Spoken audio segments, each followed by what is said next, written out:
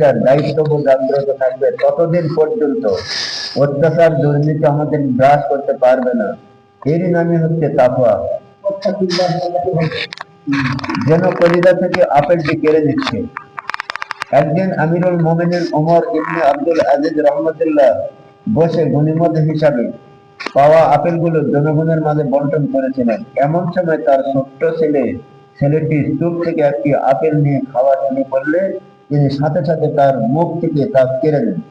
এতে কষ্ট পেয়ে ছেলেটি কাঁদতে কাঁদতে দ্রুত মায়ের কাছে চলে যায়।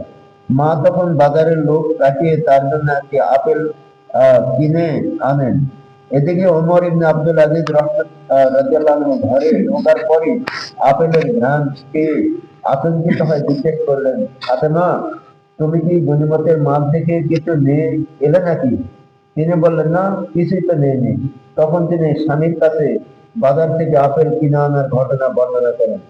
এ কথা শুনে ওমর ইবনে আব্দুল আজিজ রাদিয়াল্লাহু আনহু বলেন, আল্লাহর শপথ করে বলেছি, ছেলে থেকে আপেল কেড়ে নেওয়ার সময় মনে হলো আমি যেন নিজের কলিজা থেকে আপেলটি কেড়ে নিচ্ছি। কারণ ছোট বাচ্চা, বুঝলেন, ছোট বাচ্চা আপেল দিছে, যে মুখর দিতে তার কাছ থেকে কারি নিতে তাহলে কলেজা বার হয়ে যাওয়া নয়।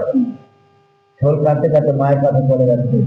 মা তখন মানে চিন্তা ভাবনা করে বাজারে যায় আপেল কিনে দিয়ে আসে। তবে ফাতেমা তবে ফাতেমা আমার মন চাইনি আল্লাহর কাছ থেকে আমার পাওনাটা গনিমতের মালের সামান্য একটা আপেলের মাধ্যমে বুঝে নিয়েছি। পরবর্তী বুজুর্গদের মধ্যে হাকিমুল উম্মত মুজাদ্দিদুল মিল্লাত মাওলানা শাহ আশরাফ আল থানভী রহমতুল্লাহ এর একটি ঘটনা আমার এখানে উদ্ধৃত করতে পারি। হযরত আশরাফ আলী থানভী রহমতুল্লাহ বলেন, আমি একবার আকবরপুর নামক রেল স্টেশনে পৌঁছলাম। তখন প্রচন্ড বৃষ্টি হচ্ছিল, তাই সঠিক সময়ে পূর্বে চলে গেলাম স্টেশনে। সেখানে পৌঁছার পর পুনরায় বৃষ্টি শুরু হলো। স্টেশনের যাত্রী সামনের চাল ছিল ফুটো, তাতে টপ টপ করে বৃষ্টির ফোঁটা পড়েছিল।